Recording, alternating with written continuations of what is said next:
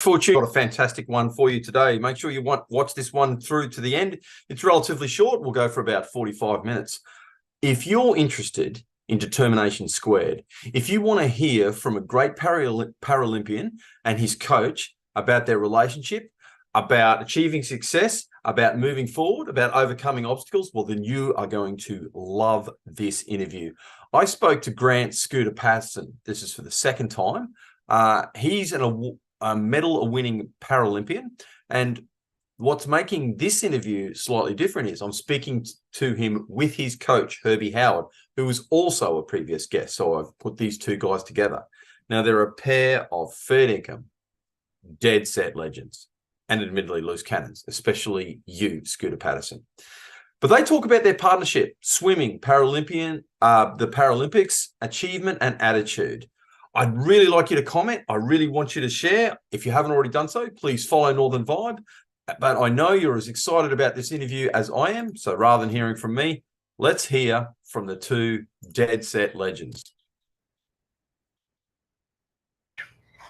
Boom, do it.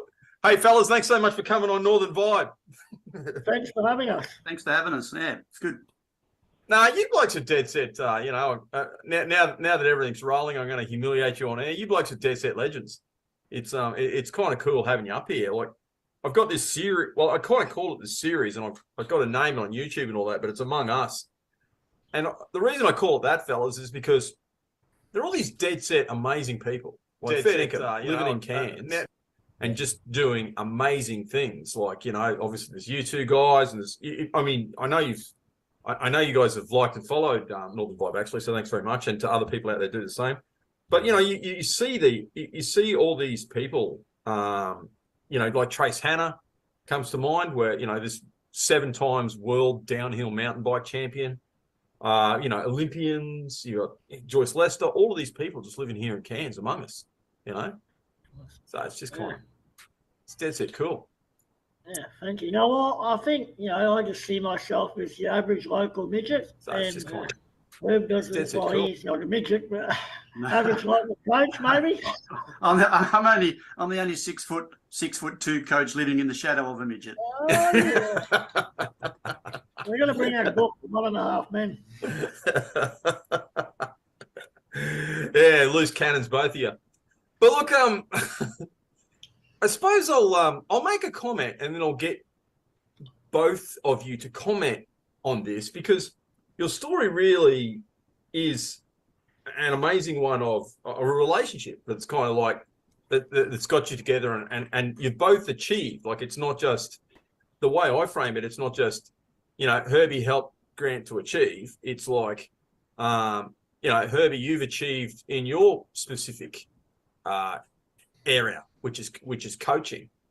But like the whole thing about this is, again, the inspirational part of the Among Us. Oh, sorry, the part of the Among Us thing is the fact that it's inspirational. People love it, eh?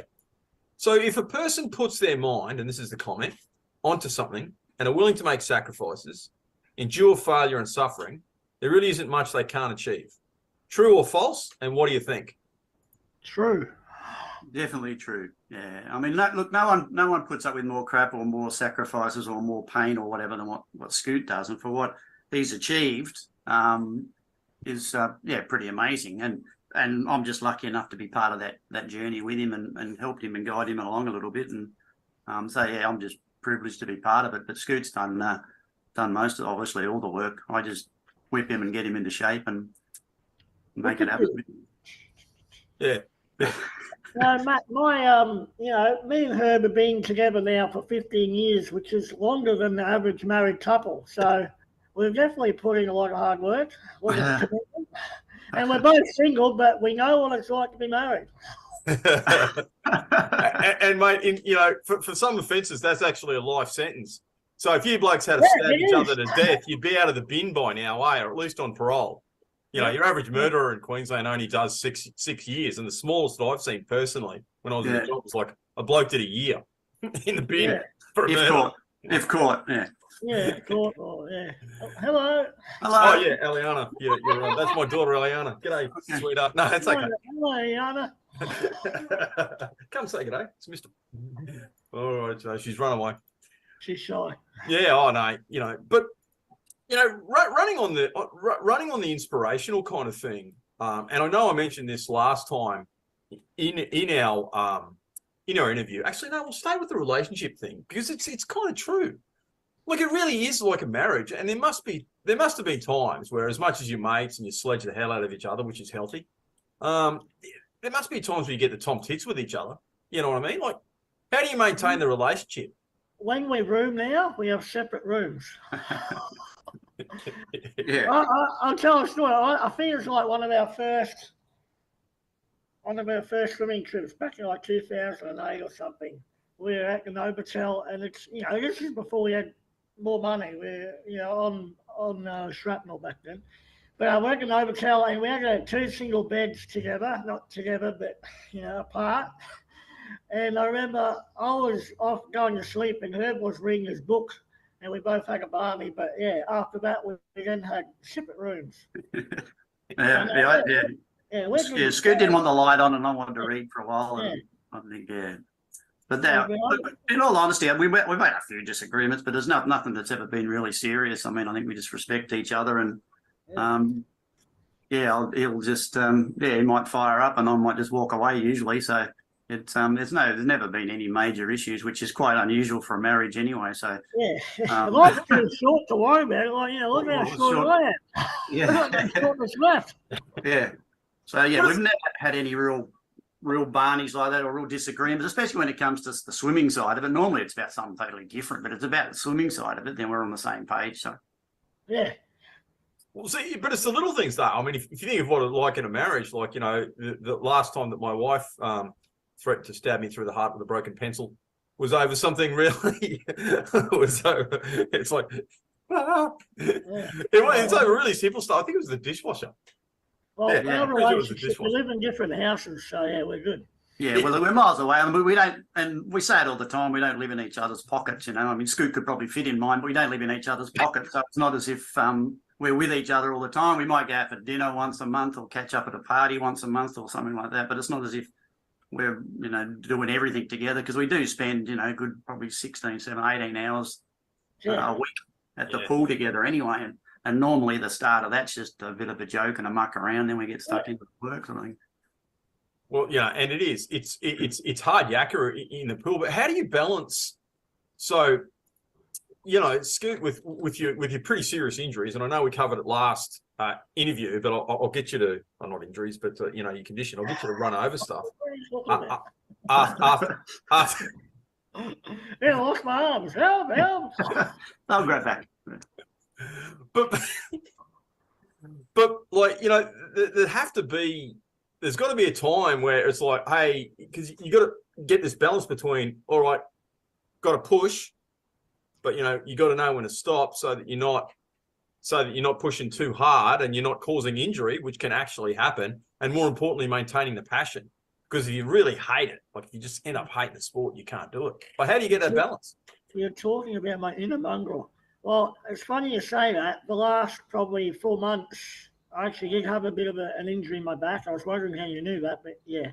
But I've had to tame that mongrel down and you know, obviously talk to Herb and have a physio on board and my PT, and obviously we all talk, and you know, if something's really bad, well, I have to let all of them know, because they all know that I don't say no for nothing, and I don't have sessions off for nothing. So I'm always there, 158%. Yep. But I had this niggling injury in my back because I let the bench press bar hit my chest, but it was really bad, and so I actually had probably 3 days off, and then I didn't rest properly enough, and then probably 4 days later I went and did the whippersnipping, and I was on an uneven ground, and I did the same thing. So this time I had a bit more off, and just you know, I came back into swimming and gym a lot slower, and then obviously at work I changed. I did a few things. I'm good now, but yeah, just when you get older, you don't recover as quick as you used to, and obviously I'm aiming for Paris next year, and I've talked to Herb and Karina about going to 2032. I don't know how I'm going to do that, but if I do, well, it's definitely not a sprint. It's an endurance race. So, yeah, like slow and steady wins the race. So, mate, 2024, and you're in full training for that. What are you aiming for? Which events? Well, the same ones as the Tokyo, 50 breaststroke, and then the 150 individual medley. But obviously aiming to do better than last time. So yeah, just working hard in the pool with Herbie, pushing heaps of weight with Karina at the gym. And then obviously, what you were talking about before, how do I keep my sanity, like work-life training balance? It is very hard, but I've had a lot of years now of practice. Obviously, I go to the pool. That's where I give it 110%. Go to work, fall asleep.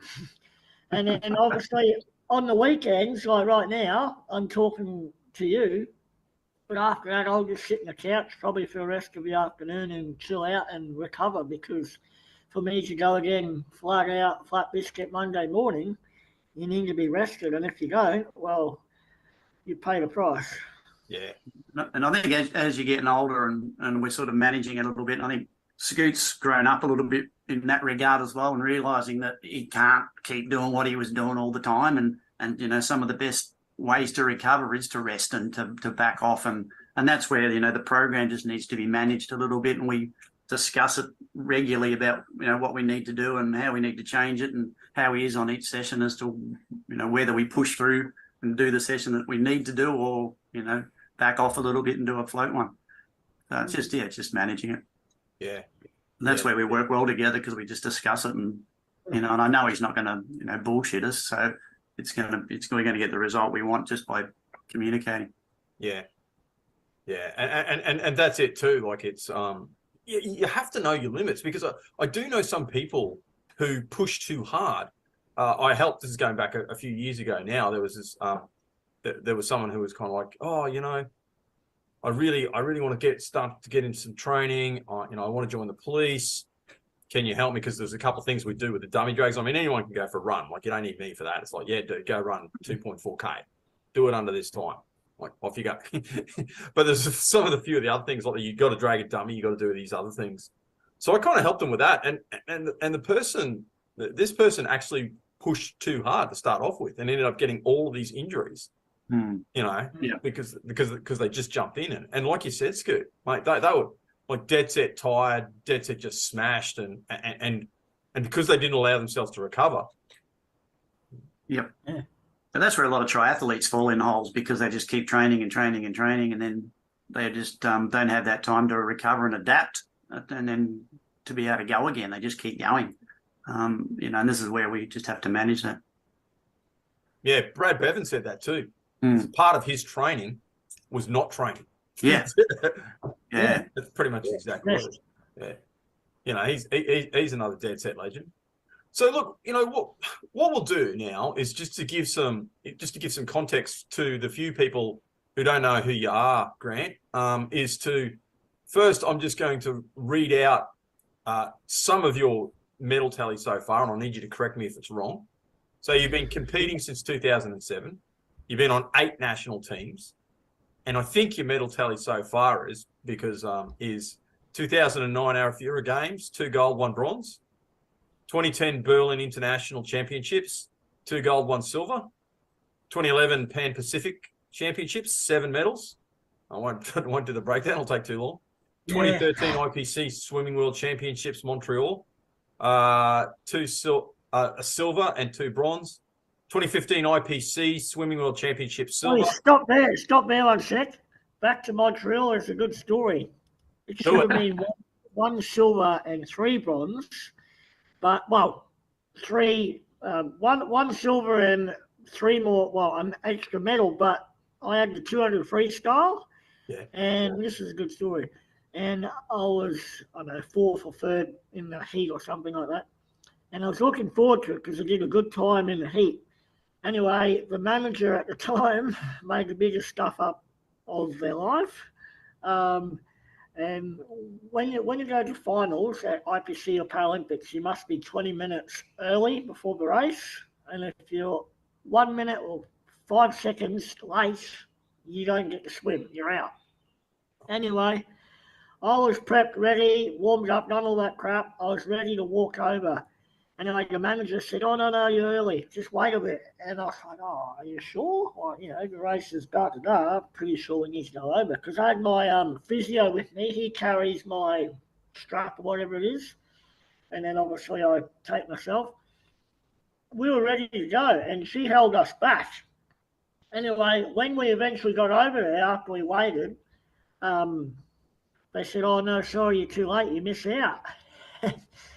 I was beside myself. That manager at the time, they got a speaking to.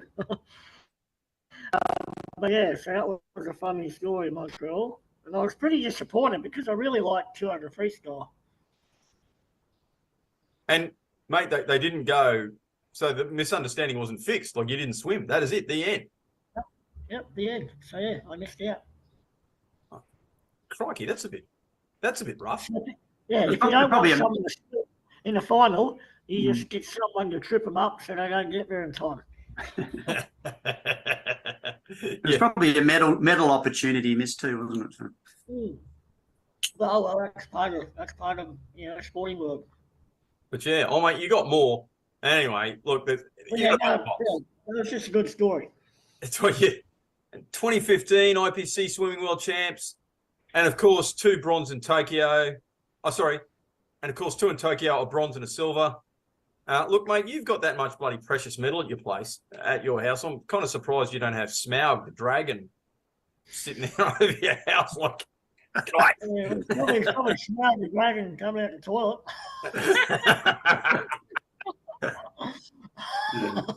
Funny that smell. Wow, me.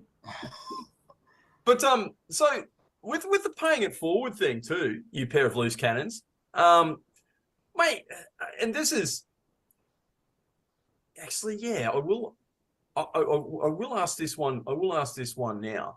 Mate, so you're also pretty good mates, and we raised this in the last interview with Ahmed Kelly. In fact, he saw you in the 2008 swimming trials, and he's a legend, and he saw you and thought, this could be something I could do. Herb, you've coached and inspired Grant, who inspired Ahmed. Let's talk about paying it forward. Let's talking about this web of inspiration. Let's talk about how that works and how it makes you feel and all that kind of stuff.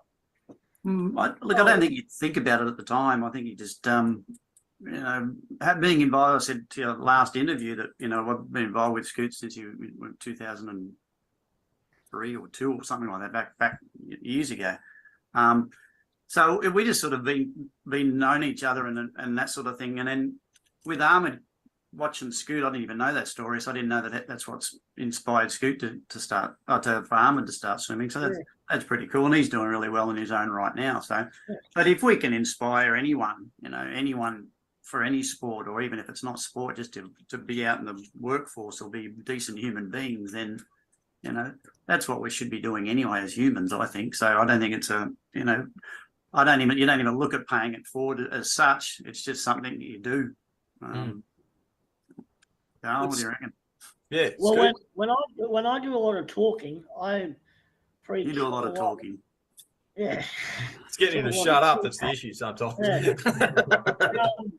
I always preach about, everyone, if you want to get somewhere in life, you need to get off your ass and make choices, smart choices on what you want out of life. And to get to your end goal, it's totally up to you on, what you decide to do. But I think by me doing certain things in life, me sharing my stories, I really do understand. I didn't at first, but obviously now, me being a motivational speaker, I understand how it helps and inspires and motivates other people to, if Grant went and did that Ironman, or Grant went to the Paralympics, blah, blah, blah, maybe I can go take up painting lessons, or maybe I can go fly a helicopter, or maybe I can go dancing, So I like how I've got that sort of unique gift to help people rethink about what they're doing in life and maybe help them go chase their full potential. So to give people the context and understanding, can you run through your list of, all the stuff that qualifies you for the qualifies you for the Paralympics? Because it's kind of like a bit of a long list. Yeah. Yeah. Okay. So you mean like for trials next year? No, like what's your condition? It's arthritis, isn't it? No, what's wrong with me? That's what you mean. Yeah. Oh, how long have you got? Well, it's actually a tragic story. When I was 18 months old, I was playing around in the dirty washing basket, and my mum come along and picked up the washing and put it in the washing machine, and out I come, midget. And then my parents had another sibling 4 years later, and instead of using black and gold, they used Cold Power Plus, and he'd come out normal. So, yeah, no, I have a rare form of dwarfism called dystrophic dysplasia, which is a 1 in a million chance of two people meeting and having a baby like me. So I always tell everyone that my parents' chances of winning the lottery are gone because they got me instead. Yeah. So unlucky. But yes. Herbie, you said that. Sorry, go ahead, mate. Oh, you want me to talk about the swimming classification? Please. So from S1, so you got physical impairments. S1 to S10 is physical impairment. S1 might swim with their head, and then S10 might be missing half a hand or half a foot or something. Myself, I'm an SB2 for breaststroke, and then S3 and SM3 for freestyle backstroke and individual medley. Right. Okay. And you got your normal dwarf, normal midget, whatever you want to call them, that can walk. They'll be an S6. But because I got stuck in the washing machine when I was a baby, I'm worse. Well, lower classification. And that's your functional disability. Then you go up from there with 11, 12, and 13 are all vision impairments, and 14's intellectual, 15's hearing, and blah, blah. It just keeps going up until you get to 18, I think now. 18's... You just make up whatever you want, yeah. Yeah, redheads, and then 19's autistic, and so that sort of brought a few others in now. But at the Paralympic level, it goes up to S14, which is intellectual impaired. Bipolar is S20? Yeah. Oh, is it? I had a kid that said, you're going to be autistic and you're going to be an S19. He said, it can't be an S19. It has to be an even number. I have to be an S20.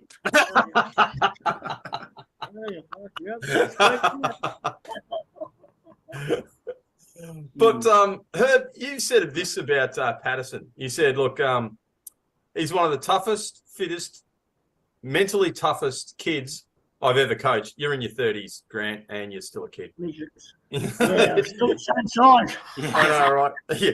You've got this, you're a warrior. But and look, that's kind of like, I'm sorry to embarrass you, but I'm not actually. I'm not sorry. Not sorry to embarrass you bastards. But look, embarrass me. You kind of have achieved stuff, mate. Where do you get this mental toughness from? Like, where's that? I think when I started in 2000 to 2002, did it for 2 years. Herbie was the assistant coach back then. Adam Luston was the head coach. He'd be a happy boy, mate, with the Pies winning last night. Adam would be over the moon. I got my game tonight. Yeah, I can tell by the jumper in the background. Yeah, you see that? Give him a bit of a plug. I see you leaning to the side. Yeah, promotion. But, and then, so in those small 2 years from 2002, I had short, mid-term, long-term goals. Long-term goal was to represent Australia at the Paralympics. Those dreams probably, you'd say, got put on hold.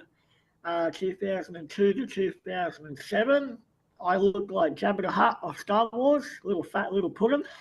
Well, you call me dumpling? Hey, dumpling. And then I ran into Herbie at his party, probably his 40th or something, a long time ago.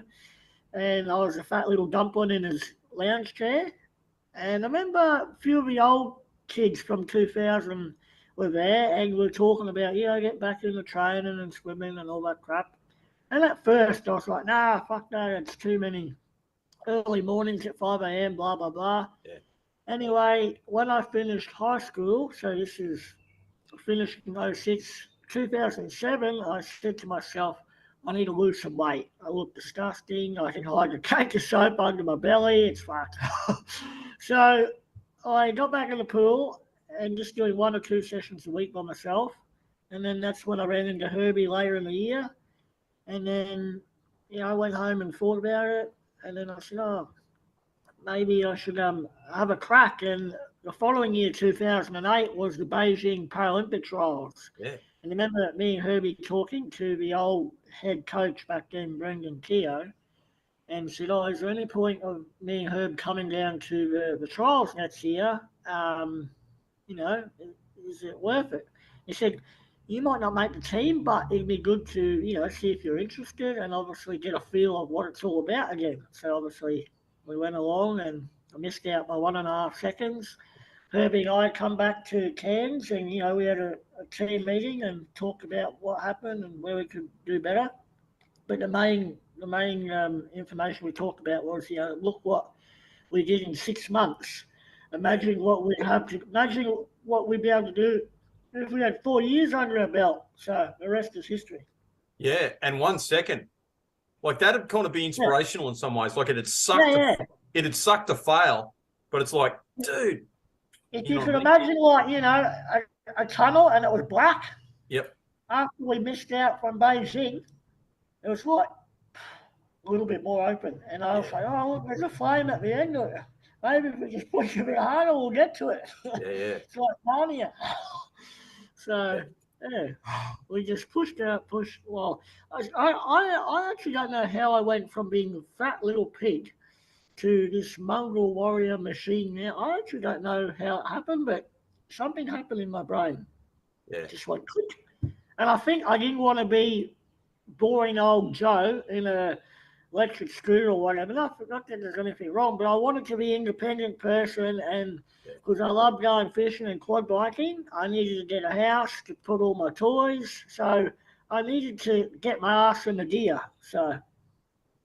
And Herbie, as a coach, can you talk about how sometimes those, it was a failure, I suppose. It was only a second, but can you tell me how you harness failure to try and get people to? It's a long time ago, but it's probably pretty vivid still that, we were watching on pool deck, and Scoot and I were sitting on pool deck as all the team are walking around, after the team had been selected, and they're all walking around and we're sitting there going, this sucks, it'd be really nice to be on that team or, to be part of it. And I think Brendan Keogh walked past and, said to Scoot, then we want you on the next one, so keep working hard and training. So it was probably, motivation just by sitting there and seeing that to think, and then that would have been Scoot saying, I want to be part of that. I want to be involved in that. And then we just set up a plan to make that happen. And, that was 2000 and what did we say it was? 2008. And then 2010 he went over to Berlin for the and that was his first major trip over there, which was just a European championship, I think. But he went over there, got classified properly, internationally classified. Yeah, and I was Herb's first trip, and that's why I'm still going to try and get him on the global team. That was my first trip and my only trip, but that's another story. So Ixnay on the book reading name. Yeah. But I was going to say probably 08 wasn't so much devastating because it only just started. I pretty much got a taste of, we could do this if we work harder, More like 2016 when I missed out on Rio. That was a totally different kettle of fish. But we'll talk about that later if you want to. Oh, talk about it now if you want. We can do it. About no, just kidding. Yeah, well, whatever. But you ask the next question or whatever. Okay. Well, we'll be here all day. I played the Jurassic Park theme song. We're dinosaurs. I'm an armadillo. Oh, so many lines. Stop it. Well, you want to know what the difference between a midget and a dwarf is? No. Very little. Oh. Right now. Yeah. Well, I hope I don't get banned after playing this one, Scoot. But anyway. You might. Don't play in England, whatever you do. Yeah. Wait, they're funny over there, the Pommies, eh? Like all the stuff they're shutting down. Not all of them. Yeah. Yeah, that's right. Be careful. I suppose another I suppose while you were saying that though, like something else that kind of came to my mind is like, a lot of people, they fall in love with the idea of something. So, you know, you kind of said what really got you into at the beginning is like, I kind of want to lose weight. And people like the idea of something, anything like that. Like I want to lose weight. I want to get fitter. I want to fly a plane. Like you were saying before, I want to, whatever it is. But falling in love with the idea is really different from getting to the end. Cause like, and well, being it means, consistent and pursuing the idea. yeah, it means suffering. It means sweat. Correct. But that side of it can be fun though. I mean, that side of, you know, we speak about the journey and that sort of stuff, but that you know, sweating and being in pain and working towards a goal, that's half the fun of getting to the goal. You know, so it's not as if it's, and we set that up, and every year there's just about a trip away that we're trying to get Scoot on. So there's always something to look forward to, or something to come up, and some goal. It's not just, you know, we're going to go to Paris in 2024 and we planned that 12 years ago. Yeah, well, I mean, we're supposed to be retired by now, but this little turd wants to keep going, so we're going to keep going, and I'll keep going as long as he does. But I'm planning on pushing him in a wheelchair. We'll both be pushing each other in wheelchairs, I think. I might even compete by that stage. Yeah. So there's always goals and set, you know, things ready for us. So it's not the motivation's not hard for me personally, because I know he wants to get there, so that's easy for me. And he's just, if he wants to keep doing it, and sometimes he comes in and goes, oh, it sucks being old, and, you know, but, you know, we get around it, and he goes, it sucks being short and small, never be a midget and all that sort of thing. But, you know, we just... Especially when you drop something and you're in the high school. Yeah, just swearing, and not that they wouldn't have heard it before, but anyway. But, oh, yeah. So, yeah, so I suppose it's just the case of, like, you know, accepting all that and making the journey fun. Scoot, what's and this is first I'll ask you, Scoot, but I want you to talk about this too, Herbie. What's better, the achievement or getting towards it? What do you like more? Like, you know, standing on that podium, that'd have to be a pretty good feeling. But aiming for it and thinking, I'm going to get that. That's where I want to go. What's the better feeling? What gives you more? Well, it's hard to say, because when I got to stand on the podium at Tokyo, that had a lot of meaning behind it. Obviously, I went to London, did medal. I learned a lot of things in London, but one of them was trying to control the uncontrollable. I learned about that.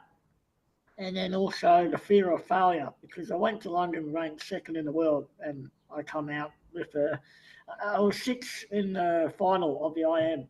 So I learned about that stuff, and then obviously Rio, I missed out, and obviously I hated the world, well, not the world, but I hated certain things to do with the swimming world, because, you know, in life, pretty much in life, you know, life's not fair sometimes, but, and even though, you know, I trained my little butt off, it didn't go my way, and I pretty much had to put that anger and that, you know, disappointment aside. Meanwhile, I wanted to yell off the top of a mountain and tell everyone blah, blah, blah. But it was sort of thanks to Herb and my parents telling me, if you want to go and go for the next Paralympics, which was Tokyo, you're better off shutting your mouth, going back to the pool and the gym, and not knowing if your opportunity to go to another Paralympics will arise, let alone win a medal.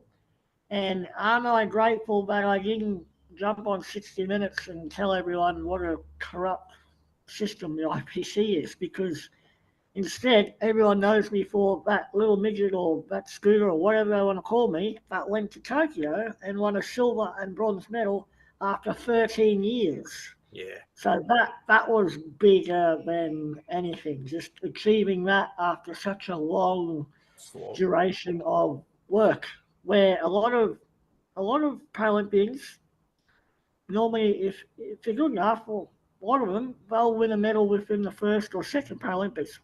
I went to one, missed out on the second, and went to the third. And I still, you know what I mean? I still had the same desiration to just plow through. And obviously now my goal is to win a gold and get Herbie on the team. And then I think I'll fall into retirement. Just go fishing, quit work. Yeah. And mate, what do you do for a crust? What's your normal day job? I work at Allied Bearings and Tools full time. Mm-hmm. So I've been doing that for pretty much 9 years now. So, a lot of the athletes on the team, they don't have jobs, let alone full-time jobs. And to do 9 sessions a week, full-time work, it's very taxing on the body. And my body,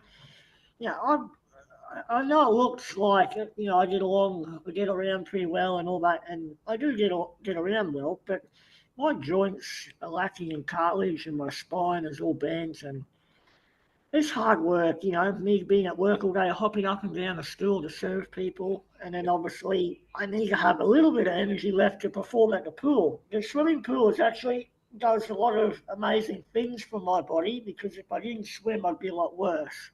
But there's a difference between swimming like a social butterfly and putting hard work in and getting results. So it is a challenge. But, I have a big fetish for lots of fast and cool toys. So unfortunately, I need to work so I can run my house and my shed with all my toys out the back. But yeah, so I guess it's the lifestyle I like, and I got to work my ass off to get it. It doesn't get given to you. Boys and their toys, mate. Boys and their toys. We've all got it. Like, there's no one that hasn't got that. How do you tell the difference between good pain and bad pain? Well, when it starts affecting your nerves and like sharp, like 2 months ago, my back was playing up and it was like a sharp pain in my back. And I was like, oh, that doesn't, like, it felt like something was going to stop working if I pushed. So obviously that's when I sat back and rested. But like this morning, I was sore in the pool, probably because I did the mowing and whippersnipping last night. But I tend to warm up for a long time to try and get my body loose. But that was just muscle soreness. So I'm a pretty good judge of character when if it's like excruciating, like sharp pain, compared to just come on, put your ass in the gear, mate, and move it. Yeah. Because at the end of the day, all my competitors, they're out there wanting to do the same thing I do. Same thing I want to achieve is win that gold medal. So if I sit here and whinge about a sore back or whatever, I know you need to have rest days or whatever, but you need to also make sure you put in the effort. Otherwise, the gold medal doesn't care if you had 10 rest days or whatever. And, hang on, little Scooty had a sore back. Oh, we'll give it to him anyway. The gold medal goes to the one who worked the hardest. Talking before about the highlight for me as a coach. Now, obviously, I send Scoot off on all these teams and I get to sit back and watch it on telly back home. But I think, we've been trying for, 13 years to get a Paralympic medal, and then good luck with that. Good luck with that. Yeah. So we're trying to get that Paralympic medal, and then for him to do that over in Tokyo was pretty amazing. And it wasn't, we were all at the pub. They put it on the screen there. So Scoot's parents were there, and I think his brother was there, and my folks and sister, and a lot of the club kids were all there at the Red Beret, were all outside watching it and everything else. So, and as he was swimming, obviously everyone's cheering and carrying on, and I'm trying to sit back in the corner out of the way a little bit and just watch the race.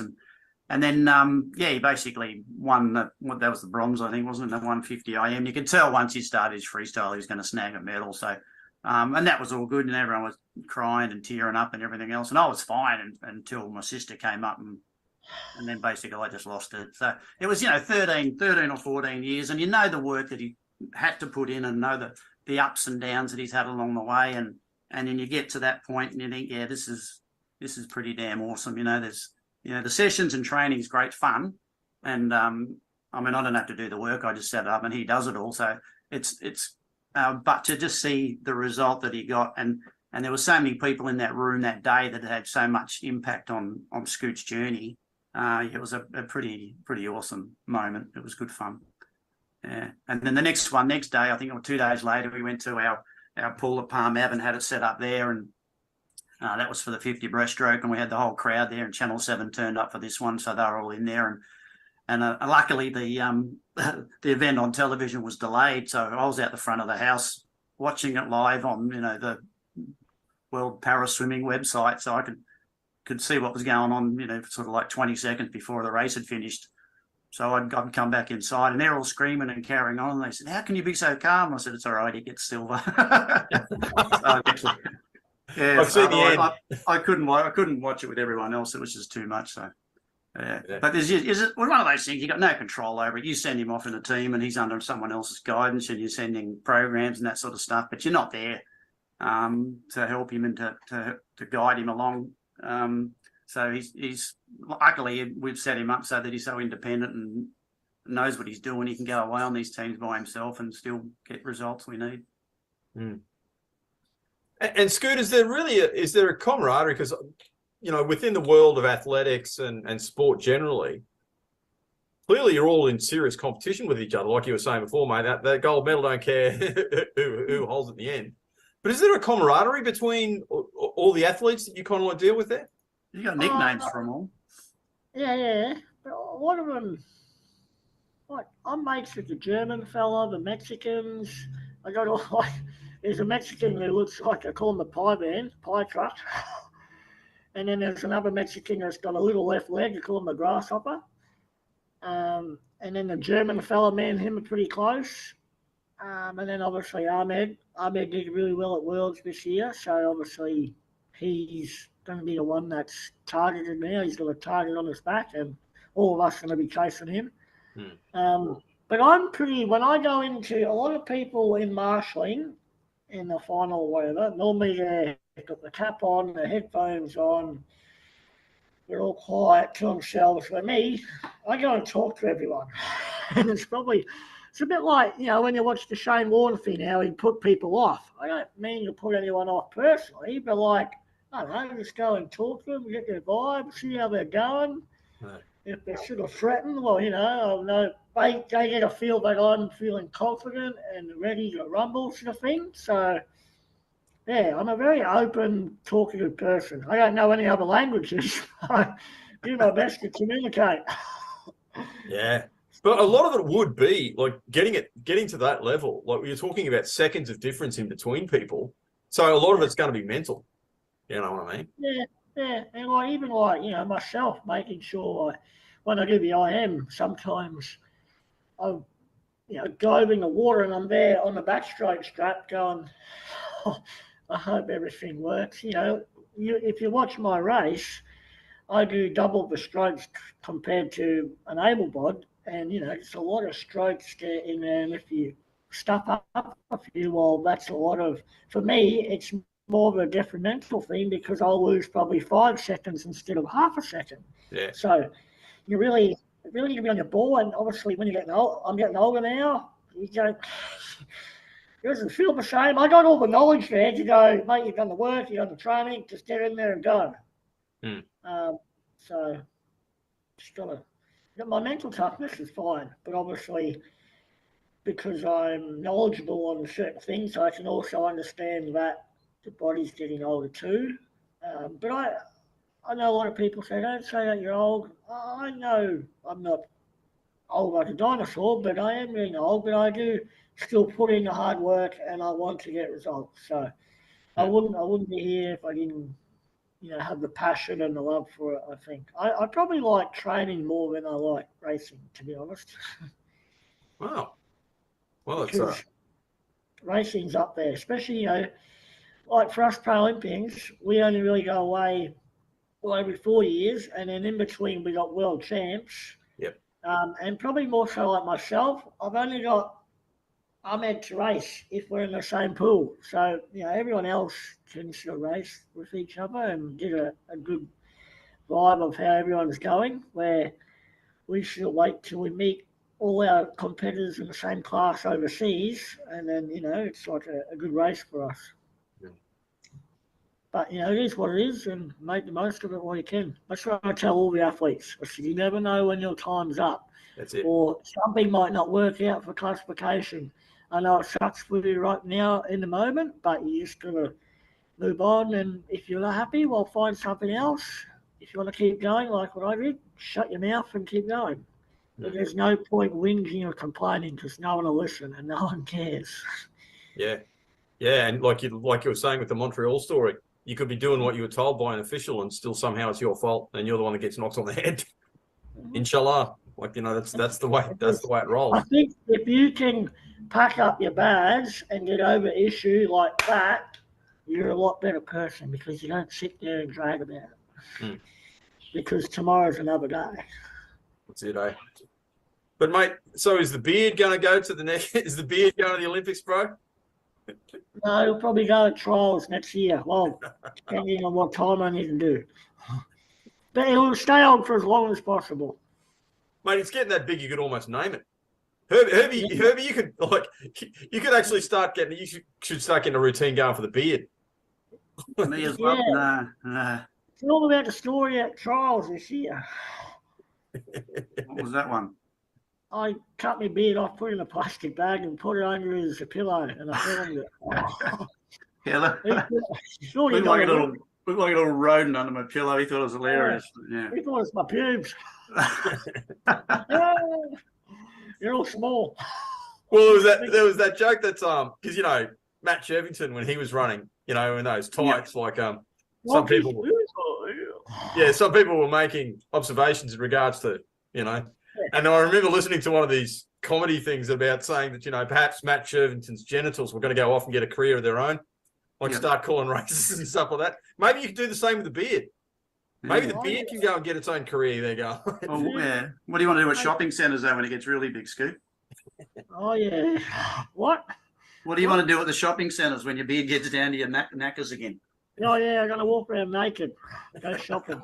Look like Father Christmas. I don't know if you get many kids sitting on your laps with that one day, mate. I don't know how that's going to go. The hot seals. Yeah, God willing. Yeah, this is PG. Keep it low. Yeah. Well, it was PG for most of it. As you saw, Scoot is a dead set legend. I loved both of those personal interviews. It was great talking to Scoot the first time. Unfortunately, we did have some tech issues, so that wasn't the best interview I ever did, technically wise. But Herbie's interview was fantastic, and I knew that just the synergy of these two loose cannons putting them together. But fair income, proper good, dead set Cairns, Far North Queensland legends who've done us proud. Thank you so much for tuning in to Northern Vibe. Tune in next week. Make sure you make sure you share. If you've got any guests that you suggest for me, give me a cooey or contact me through Facebook. Thank you all. God bless, and I'll